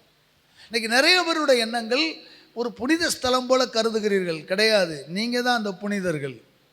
கத்தோலிக்க மக்களுடைய நம்பிக்கை ஆலயத்துக்கு போனாலே நமக்கு நன்மை நடந்துடும். ஏன்னா அது ஒரு புனித ஸ்தலம் போல் அவங்க கருதுகிறாங்க. வேளாங்கண்ணி போகிறோம், புளியம்பட்டி போகிறோம், ஒவ்வொரு போகிறோம், புனித ஸ்தலம் போல். அதே போல் இந்துக்கள், ஆமாம், செய்கிற பாவமெல்லாம் செய்வான். அப்படி 40 நாள் உபவாசம் நோன்பு இருந்து என்ன செய்வாங்க? ஏதோ பக்தியாக யாத்திரையாக நடந்து போவாங்க. திருச்செந்தூர் போனால் புண்ணியம் கிடச்சிரும். ஆடி அமாவாசைக்கு ராமேஸ்வரம் போனால் தீர்த்தத்தில் குளித்தா பாவம் போயிடும். அவனுக்கு இருக்கிற நம்பிக்கை. ஆனால் கிறிஸ்தவத்தில் கிடையாது. இந்த பைபிள் தான் உங்களை புனிதப்படுத்தி கொண்டே இருக்கும். இந்த ஆலயத்துக்குள்ளே வர்றதுனால எந்த மாற்றங்கள் உண்டாகுன்னா, அவ்வளோ பேர் நைட்டு படுத்து வந்துச்சுட்டு போயிடலாமே. ஒருவேளை நான் இரவு ஆலயம் தங்குவது, தெய்வ சமூகத்தில் தாபரிப்பதை குறித்து பிரசங்கித்திருக்கிறேன், நல்லது. ஆனால் வசனம் படிக்காமல் கோயிலில் வந்து படுத்து என்ன செய்ய? முன்னாடி சில நேரங்களில் சில மக்கள் 20 நாள் 30 நாள் ஆலயத்தில் தங்குங்க, தேவனுடைய வார்த்தை வரும். ஆமாம், உடனே நானும் சரின்னு சொல்லுவேன். என்கிட்ட கேட்பாங்க, சரிம்மா. ஆனால் அவங்க தங்க வர நேரம் நான் தூங்கினதுக்கப்புறம் 9:30 9:45 வருவாங்க. நான் தூங்குறதுக்கு முன்னாடி அவங்க தூங்கிடுவாங்க. ஒன்று நான் எங்கேயாவது டவுன் போய்ட்டு வர்றதுக்குள்ள அவங்க தூங்கிடுவாங்க, இல்லைன்னா நான் தூங்கினதுக்கப்புறம் வருவாங்க. நான் காலைல எழுந்திரிச்சி வரக்குள்ளே போயிடுவாங்க. காலைல விடிய காலம் 5 மணிக்கு ஜெபம் பண்ண அக்காமார் வருவாங்க. நம்ம லிட்டில் ஸ்டார் எல்லாம் வரும், ஏர்லி மார்னிங் ஸ்டார். அவங்க வர்றதுக்குள்ளே இவங்க எந்திரிச்சு போயிடுவாங்க. அவங்க பாட்டு படிக்கிறது அவங்களுக்கு டிஸ்டர்பாக இருக்கான். தூங்க முடியல, வேப்பமரத்தில் போய் படுத்துருவாங்க. அண்ணாளுக்கெல்லாம் என்கிட்ட நிறைய முறை வருத்தப்பட்டுருக்காங்க. பாஸ்டர் விடிய காலம் ஜெபத்துக்கு இருக்கவே மாட்டேங்க பாஸ்டர். ஏன் இந்த அம்மாமார் நல்லா பாடுறாங்க, கூட சேர்ந்து பாட வேண்டியதுனே, வெளியே போய் படுத்துக்கிடுவாங்க. எப்படி ஒன்று ஆண்டவர் ஆசீர்வதிப்பார்? அன்பானவர்களே, வசனம் தான் நம்மளை வாழ வைக்கும். வழி இதுவே, இதில் நடவுங்கள் என்று உங்கள் போதகரின் சத்தம், வேதத்தின் சத்தம் தான் நம்ம வாழ்க்கையை சமப்படுத்தும். ஒரு அலையிலையா சொல்லுங்களேன். அதனால் வசனம் கேட்க ஆசைப்படுங்க. வசனம் கேட்க ஆசைப்படுங்க. டெய்லி ஒரு பிரசங்கமாக கேட்க ஆசைப்படுங்க. எப்போதெல்லாம் சபை கூடி வருதோ அப்போதெல்லாம் ஒரு பிரசங்கம். ஒருவேளை பெண்கள் கூட்டத்துக்கு போகிறீங்களா, அங்கே ஒரு பிரசங்கம். ஆண்கள் கூட்டம், அங்கே ஒரு பிரசங்கம். உபவாச கூட்டமாக ஒரு பிரசங்கம். உங்கள் வழிகளை கர்த்தர் செம்மைப்படுத்துவார். எங்கள் வாழ்க்கையில் அப்படி தான் செம்மைப்படுத்தினார். எங்கள் பொழுதுபோக்கே வசனம் கேட்குறதா. நான் ரட்சிக்கப்பட்ட புதுசில் பார்த்தீங்கன்னா, இந்த லென்த் டேஸ் தொடங்குது பாருங்கள், எல்லா சபைகளையும் கன்வென்ஷன் நடக்கும். நானும் என்னுடைய ஃப்ரெண்டு சுந்தர் சிங், ஜாக்கப் பண்ணெல்லாம் சேர்ந்து, இன்றைக்கி இந்த வாரம் எந்த சர்ச்சில், ஏன்னா இங்கே யார், புஷ்பராஜ், டாக்டர் புஷ்பராஜ் வந்திருக்காரு, சாம்ஜபத்தில் வந்திருக்கிறார், பட்டியல் பார்ப்போம். சரி, புஷ்பராஜ் பிரசங்கம் நல்லா இருக்கும், ஓடு ஜன்மபுரத்துக்கு போவோம். சில நேரம் மில்லர்புரத்தில் ஸ்பெஷலான ஆள் வந்துட்டு இங்கேருந்து மில்லர்புரம் போவோம். அப்படிலாம் ஓடி ஓடி பிரசங்கத்தை கேட்டோம். அந்த ரட்சிப்பு தான் கர்த்தர் என்னை நிலைநிறுத்தினான். ஒரு அலையிலையா சொல்லுங்களேன். பிரசங்கத்தை அவ்வளோ ஆர்வமாக கேட்போம். இன்றைக்கி நம்ம சபையில் நடக்கிற கன்வென்ஷனுக்கு வராத கூட்டம் நிறைய வருது. கன்வென்ஷன், பரிசுத்தாவி பெருவிழா, கூடார பண்டிகை வச்சா 3 சபை ஆராதனை மொத்தமாக வந்தால் இந்த ஆலயம் பிடிக்காது. கிறிஸ்மஸ் ஜனவரியில் இருக்கிற அந்த கூட்டம் வரணும், வருதா? வரல. ஏன் வரல? ஆமாம், இதை போய் கேட்டுனுச்சு. நீ இப்படி போகிறதுனால தான் உன் வாழ்க்கை வாய்க்க மாட்டேங்க. தயவு செய்து வசனத்தின் மேலே ஆர்வமாக இருங்க, வார்த்தைக்கு செவி கொடுங்க. சபையில் கன்வென்ஷன் நமக்கு தான் நடத்துகிறாங்க. நமக்கு நல்ல வழிகளை ஏசப்பா கற்றுத்தருவார். ஏசப்பா நமக்கு ஒரு நன்மையான வழிகளை காட்டுவார். இன்னைக்கு என் பிரசங்கத்தை விட நாளைக்கு ஒருத்தர் பேசுகிறார், தம்பி நெகேமியாவே பேசினாலும் அவன் மூலமாய் வருகிற ஒரு வார்த்தை என்னிடத்திலிருந்து இதுவரை வராத சில வார்த்தைகள் வரும். சாதாரண ஒரு நபர் பேசினா கூட தேவனுடைய வார்த்தை பொக்கிஷம். ஆழ் கடலில் எடுக்கிற முத்துக்கள், ஆழ் கடலில் இன்னும் பல கோடி வைடூரியங்களும் முத்துக்கள் இருக்கிறது போல இந்த வேதத்தில் இருந்து கொண்டே இருக்கிறது. எனவே வழியிதிலே நடவுங்கள் என்று உங்கள் போதகரின் சத்தத்தை கேளுங்கள். கடைசியாய் கரடு முரடானவைகள் சமமாக்கப்படும். கரடு முரடானவைகள், இந்த கரடு முரடானவைகளுக்கு ஆங்கிலத்தில் ஆஃப் ரோடுமாங்க. நாங்கள் இங்கேருந்து மூணாறு போகிறோம் அல்லது ஏதாவது டேம் ஊட்டி அல்லது கொடைக்கானல் எங்கேயா போகிறோம்னா சில டூரிஸ்ட் பிளேஸுக்கு எங்கள் கார் ஓடாது. சொல்லிடுவாங்க, சார் உங்கள் கார்லாம் போகாது சார், வெறும்னா அறவே போகாது, எட்டிக்காவே போகாது. ஏன்னா ரேம் எட்டிக்காவோ யுனோவோ எல்லாம் ஓரமாக விட்டுட்டு ஒரு ஆளுக்கு 200 கொடுத்து ஜீப்பில் போவோம். ஜீப்பு இவ்வளோ இருக்கும், டயர் இவ்வளோ பெரிய டயர் இருக்கும், கல்லில் முள்ளில் ஒரு அடி கல்லுலையும் அது பாட்டு ஏறி போவோம். கரடு முரடானவைகளில் பயணிக்கிறதுக்கு காரணம் தெரியுமா? அது 4 வீல் டிரைவிங். அந்த 4 வீலுக்கும் என்ன இருக்கும்? இன்ஜின் பவர் இருக்கும். இப்போ சாதாரண கார்களுக்கு 2 வீல் தான் சுற்றும், 2 வீல் சும்மா சுற்றிக்கிட்டு இருக்கும். ஆனால் ஆஃப் ரோடில் ஓடுற ஜீப் இருக்குது பாருங்கள், தார் மற்றும் பெரிய பெரிய ஜீப்புகள் இருக்குது, அவைகளெல்லாம் 4 வீல் மூவிங். இப்போ ஏசப்பா சொல்கிறாரு, உங்கள் வாழ்க்கை கரடு முரடான வாழ்க்கையில் இருக்கீங்கள்ல, பயணிக்க முடியாத இடத்துல இருக்கீங்கள்ல, ஐயோ என் பிள்ளை கெட்டி கொடுத்த பிள்ளைக்கு இந்த பிரச்சனை, அடுத்து கெட்டி கொடுக்க வேண்டிய பிள்ளைக்கு இத்தனை பவுன் செய்யணும், படிக்கிற பையனுக்கு ஃபீஸை கட்டணும், இப்படி 4 பிரச்சனை நம்மளை சுற்றி இருக்குது பார்த்தீங்களா? இதுதான் கரடு முரடானவைகள். இதுதான் கரடு முரடானவைகள், சமாதானத்தை கெடுக்கக்கூடியது. கர்த்தர் சொல்லுகிறார், அதற்கு என்ன செய்யணுமா? நீதிமொழிகளின் புத்தகம் 13வது அதிகாரம் 13வது வசனத்தை நாம் வாசிக்கலாம். நீதிமொழிகள் 13. திருவசனத்தை அவமதிக்கிறவன் நாசமடைவான். திருவசனத்தை அவமதிக்கிறவன் நாசமடைவான். இப்படியா சொல்லுவியா காலையிலே? வேற ஒன்றும் இல்லை, வழியில் சொல்லித்தான். பைபிளில் இருக்கு என்ன? திருவசனத்தை அவமதிக்கிறவன் என்ன செய்வானா? கொஞ்சம் கஷ்டமான ஒரு வார்த்தை தான், ஆனாலும் கூட அதை நாம் வாசிக்க தான் செய்யணும். ஞானவான்களுடைய போதகம் ஜீவ ஊற்று, அதனால் மரண கண்ணிகளுக்கு தப்பலாம். நற்புத்தி தயை உண்டாக்கும், துரோகிகளுடைய வழியோ கரடு முரடானது. ஆஃப் ரோடு யாருடைய வழி? ஆஃப் ரோடில் யார் போகிறா? துரோகிக்கு என்றைக்குமே கரடு முரடான பாதை தான். ஐயா, என் வாழ்க்கையில் சில பேர் சொல்லுவாங்க, பாஸ்டர் எங்கே போனாலும் கட்டையில் முட்டின மாதிரி இருக்குது. துரோகத்தை விட்டு மனம் திரும்பு. பாஸ்டர் என்னால் நடக்க முடியல, பாஸ்டர் என்னால் வாழ முடியல, துரோகத்தை விட்டு வெளியே வா. எவன் துரோகம் பண்ணுறானோ அவன் வாழ்க்கை சொல்லுங்க கரடு முரடான வழிகள், ஆஃப் ரோடு. அம்மா கிட்ட உண்மை சொல்லாத எத்தனை வாலிப பிள்ளைங்க இருக்கிறீங்க, அப்பா கிட்ட உண்மை சொல்லாத எத்தனை வாலிப பசங்க இருக்கீங்க. எங்கடா போகிற? சும்மா போகிறேன். சும்மா போவியா? சும்மா போகிறேன்னா அது பைத்தியம். சில பிள்ளைங்க அப்படியே ஒரு கால் வரும் பாருங்க, அப்படியே எடுத்துகிட்டு வெளியே போவாங்க பாருங்க. ஆஃப் ரோடு, ஆஃப் ரோடில் நடக்கிற அது கஷ்டம். ஆமாம், சில பசங்க மொட்டை மாடியில் ஏறி பேசுவான். சரி, வாலிப வயசில் அப்படி இருக்கான். கல்யாணம் முடிஞ்சோடனே மனைவிக்கு தெரியாமல் பேசுகிறான், மனைவி கணவனுக்கு தெரியாமல் பேசுகிறான்னா அதெல்லாம் அருவருப்பான வாழ்க்கை.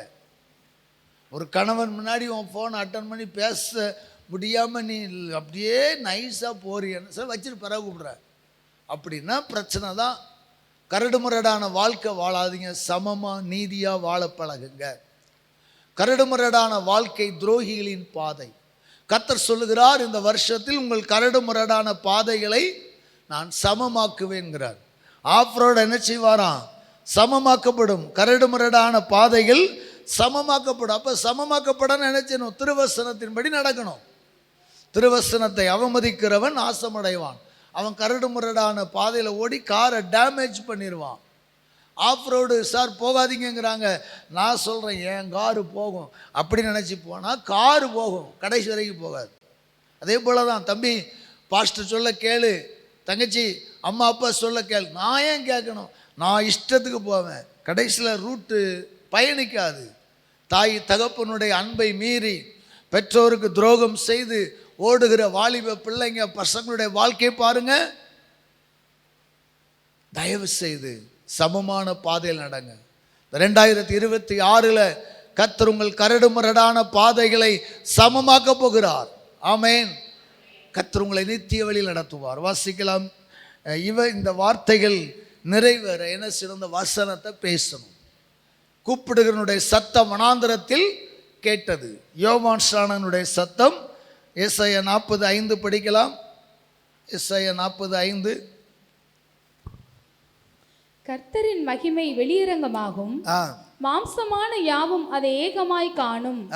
கர்த்தரின் வாக்கு அதை உரைத்தது என்றும் வனாந்தரத்திலே கூப்பிடுகிற சத்தம் உண்டாயிற்று. வனாந்தரத்திலே கூப்பிடுகிறனுடைய சத்தம் உண்டாயிற்று. வனாந்தரத்திலே சத்தம் உண்டாக வேண்டும். வனாந்தரத்திலே சத்தம் உண்டாகணும். அதுதான் தேவனுடைய சித்தம். அப்ப அந்த வனாந்தரத்திலே ஒரு எக்கால துணியோடு கூட யோவான் ஸ்நானகன் பேசினார். இதில் ஒரு ஹைலைட் என்னன்னா, ஒரு பேயையும் விரட்டாதவர். என்ன, ஒரு பேய் விரட்டலை, ஒரு நோயை சுகமாக்காதவர் தான் யோவான் ஸ்நானகன். இந்த யோவான் ஸ்நானகனை குறித்து வேதம் சொல்லுகிறது, ஸ்திரீகளுக்குள்ளே பிறந்த தீர்க்கதரிசிகள்ல யோவானை போல யாருமே இல்லை. அப்படி என்ன கண்டுபிடிச்சாங்கன்னு தெரியல. அவனை மாதிரி தீர்க்கதரிசி இல்லைன்னு வேதம் சொல்லுது. ஆனால் அந்த தீர்க்கதரிசி ஒரு பேயை விரட்டலை, பிசாசை விரட்டலை, ஒரு நோயாளிகளை சுகமாக்கலை, ஒரு காய்ச்சல் மண்டகுத்தை கூட எடுத்து போடலை. அந்த மாதிரி பிரேயர் இல்லை. ஆனால் அவருடைய பிரசங்கத்தை கேட்க வனாந்தரத்தில் ஒரு மக்கள் திரள் கூடியது. ஏனென்றால் யோவானின் சத்தம் அல்ல, அது தேவனின் சத்தம். ரலிலே சொல்லுங்களேன், அது தேவனின் சத்தம். தேவனின் சத்தம் எதை கொண்டு வந்தது? லூக்கா 3:4-5 வாசிக்கலாம். லூக்கா 3:6 அங்கே நாம் சில வசனங்களை வாசித்து நாம் ஜெபித்து நிறைவு செய்யலாம். லூக்கா 3:4. பள்ளங்கள் எல்லாம் நிரப்பப்படும், சகல மலைகளும் குன்றுகளும் தாழ்த்தப்படும், கோணலானவைகள் செவ்வையாகும், கரடானவைகள் சமமாகும் என்றும் மாம்சமான யாவரும் தேவனுடைய ரட்சிப்பை காண்பார்கள் என்றும் வனாந்தரத்திலே கூப்பிடுகிற சத்தமாய் யோவான் ஸ்நானகனின் சத்தம் வந்தது. வனாந்தரத்திலே யோவான் ஸ்நானகனின் சத்தம் என்ன தெரியுமா? என்கிட்ட வா, நான் ஜெபம் பண்றேன், எனக்கு அன்னைக்குதா நோ, ஏசு ஏசு ஏசு ஏசு உயர்த்தினான். அதனால தான் அவனை போல யாரும் இல்லை. அல்லேலூயா. பழைய ஏற்பாட்டு தீர்க்கதரிசிகள் தனக்காக வாழாம தேவனுக்காய் வாழ்ந்தார்கள். அதே நேரத்தில் தனக்கு வேணும்னு சொல்லி கேயாசிமதி ஆள்க நாகமான்ட்ட கையை நீட்டி குஷ்டரோகியாய் போனார்கள் அல்லவா. இந்த வனாந்திரத்தில் கூப்பிடுகிற தேவனுடைய சத்தமாய யோவான் ஸ்நானகன் தனக்காக அவன் வாழவே இல்லை, தேவனுக்காய் வாழ்ந்தான். அதே போல தேவனுக்காய் வாழுங்கள். அடுத்த ஒரு காரியத்தை வாசிக்கலாம். 3வது அதிகாரம் 6வது வசனத்திலே வாசிக்கலாம். அவனுடைய சத்தம் என்ன சத்தமா சொல்லுங்க? ஞானஸ்நானத்தை குறித்த சத்தம். ஒரு அலையிலேயே சொல்லுங்களேன். அவனுடைய சவுண்டு மெசேஜ் என்னதான்? பேப்டிசம். அதனால தான் அவனுக்கு பேரே பேப்டிஸ்ட் ஜான். என்ன பேர் சொல்கிறாங்க? யோவான் தான் போட்டிருக்கோம். ஆனால் கத்தோலிக்கில் ஸ்நானக அருளப்பர், ஸ்நானக அருளப்பர்மாங்க. நம்ம சபைகளில் யோவான் ஸ்நானகன். ஸ்நானகன்னா ஸ்நானம் கொடுத்தவர். அவர் ஸ்நானம் கொடுத்தது மட்டும் இல்லை, ஸ்நானம்னா அவருடைய பிரசங்கம். ஒரு அலையிலேயே சொல்லுங்களேன். இன்றைக்கு நான் சொல்லுகிறேன், உங்களுக்கு ஏதோ சபைக்கு வருகிறோம், தேவன் என்னை ஆசீர்வதிப்பார். இல்லை இல்லை, ஞான ஸ்நானம் பெறும்போது தான் உங்கள் கரடுமுரடான ஆஃப் ரோடெலாம் சரியாகும். உங்கள் வாழ்க்கையில் வனாந்திரம் சரியாகும். உங்கள் வாழ்க்கையில் பள்ளத்தாக்குகள் நிரம்பும். உங்கள் வாழ்க்கையில் குன்றுகளும் மலைகளும் சமமாக்கப்படும். ஞானஸ்தானம், அதைத்தான் அவர் பிரசங்கிக்கிறார். ஞானஸ்தானம் எடுங்க, ஞானஸ்தானம் எடுங்க, ஞானஸ்தானம் எடுங்க, மனம் திரும்புங்க. அதுதான் யோவானின் சத்தமாக இருந்தது. வாசிக்கலாம். அடுத்து 3:8 நீ ஞானஸ்தானம் எடுக்கிறது மட்டும் இல்லை, ஞானஸ்தானம் எடுத்து அன்பான விசுவாசியை கனி கொடுங்கள், கனி கொடுங்கள், கனி கொடுங்கள். சபையே, இன்றைக்கு நாம் எதை பிரசங்கிக்கிறோம்? காணிக்க கொடுன்னு பிரசங்கிக்கிறோம், அதுக்கு செய், இதுக்கு செய், இதான் பிரசங்கமாக இருக்கு. ஆனால் கனிகூடு என்று சத்தம் சவுண்டா இன்றைய பெண்டிகோஸ்ட் சபைகளில் வரணும். அதுக்காக ஜெபிங்க. ஆண்டவரே கனி கொடுக்கணும், என் ஜனம் கனி கொடுக்கணும். ஊழியக்காரனுடைய கண்ணீரும் ஊழியக்காரனுடைய ஏக்கமும் அதுக்காகத்தான் இருக்கணும். என் சபையில் மக்கள் பிரசங்கிக்கிறவர்களா இருக்கிறது திறமை, அது தாளந்து வரங்கள். ஆனால் சாட்சியுள்ள ஜீவியம் செய்யணும். ஆண்டவரே, இந்த ஆறுதலின் இயேசு சபையில் ஒவ்வொருவரும் கனி கொடுக்கணும். சொல்லுங்க, நீங்கள் கனி கொடுக்கும் போது பள்ளங்களெல்லாம் உயர்த்தப்படும். நீங்கள் கனி கொடுக்கும் போது மேடுகள், பள்ளத்தாக்குகள், குன்றுகள் எல்லாம் சமமாகும். நீங்கள் கனி கொடுக்கும் போது சொல்லுங்க, கோணலானவைகள் செவ்வையாகும். நீங்கள் கனி கொடுக்கும் போது கரடு முரடான பாதைகள் எல்லாம் சமபூமியாகும். கனி கொடுங்கள். அடுத்து, கனி கொடாத மரமெல்லாம் வெட்டப்படும். அதுவும் யோவான் ஸ்நானனுடைய மெயின் மெசேஜ். 3:6 நல்ல கனி கொடாத மரங்கள் எல்லாம் வெட்டுண்டு அக்னியில் போடப்படும். நல்ல கனி கொடாத மரங்கள் எல்லாம் வெட்டுண்டு அக்னியில் போடப்படும். சபைகளில் எச்சரிப்பின் சத்தம் இல்லை, சபைகளிலே எச்சரிப்பின் சத்தங்கள் இல்லை. ஆண்டவருடைய பிள்ளைகளே, ஆண்டவர் எங்கள் சபைகளுக்கு ஒரு எச்சரிப்பின் சத்தத்தை தாரும். எங்களை கண்டித்து உணர்த்துகிறதான பிரசங்கம் வரட்டும். ஜெபம் பண்ணுங்க. தாளாட்டுகிற பிரசங்கம், ஆமாம், பூஸ்ட்டு. இன்னைக்கு பார்த்தீங்கன்னா, நீ அப்படி வாழ்வை, இப்படி வாழ்வை, இப்படித்தான் பிரசங்கம் போகுது. எனக்கு தெரிந்த ஒரு போதகர், மிக நல்ல ஆரம்ப காலங்களில் நல்ல ஒயிட் அண்ட் ஒயிட்டில் சர்வீஸில் இருக்கிறவர், இப்போ டிஷர்ட்டு போட்டுலாம் பிரசங்கிக்கிறார் சாதாரண ஃபாஸ்டிங் ப்ரேயரில். அந்த காலங்களில் ஜுவல் அழியாவது இப்போ ஜுவலை போட்டு செயின் போட்டு தெரியணுமோ, ஒருத்தர் சட்டையை கழட்டி விட்டு செயினை வெளியே போட்டு பிரசங்கம் பண்ணுறான். கடந்த வாரங்களில் ஒரு கூட்டத்தில் போயிட்டு, நீ என்ன இப்படி இருக்க, விசுவாசி, நீலாம் பணக்காரனாகணும், எதுக்கு நகை கழட்டினா நகையை போடு, அதான் சாட்சிங்க. சபைகள் எப்படியோ போய்விட்டது.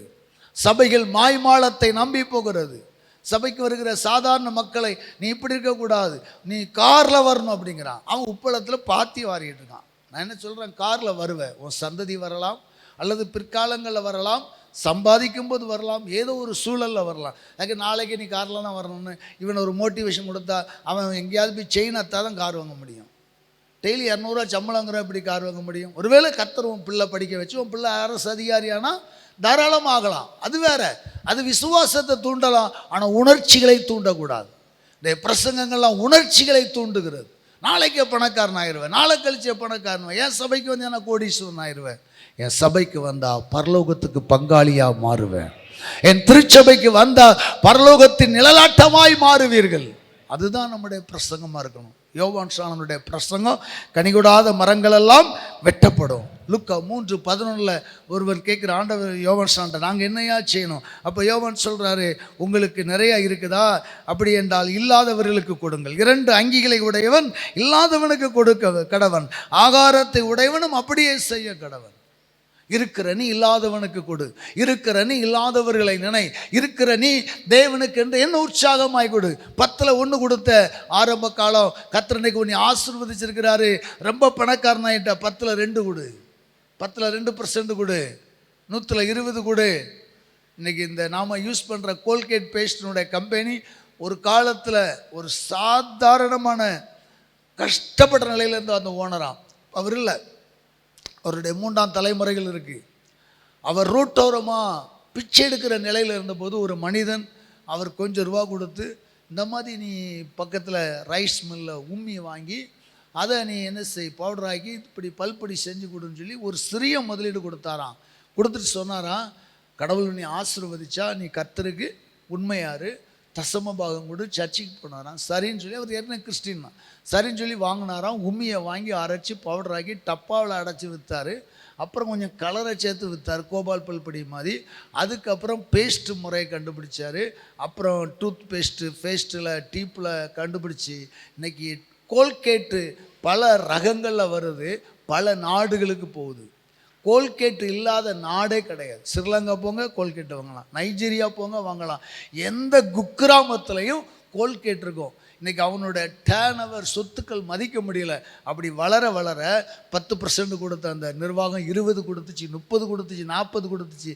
கர்த்தாவே எனக்கு போதும், 10ல் 1 போதும், 1000 ரூபாயா, எனக்கு 100 ரூபா போதும், மீதி எல்லாம் கர்த்தருக்குன்னு சொல்லி அந்த தேசத்தில் கொடுத்தது. இது சாட்சி.